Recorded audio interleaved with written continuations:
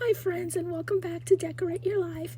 So in today's video, what I want to do is a card making tutorial where we're gonna use just regular cardstock and some dies and a digital stamp of mine to make a very unique and beautiful Valentine's Day card, or it could even be like for somebody's wedding. I'm with my squinkler.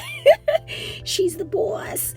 And so you're gonna see me use items that I haven't used in a very long time.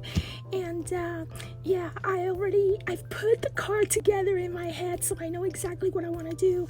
And I hope that I inspire you to create cards with just plain cardstock and your embossing and everything.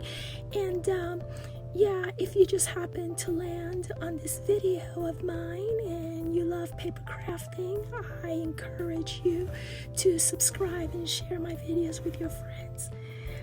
I hope that you like this card. Thank you.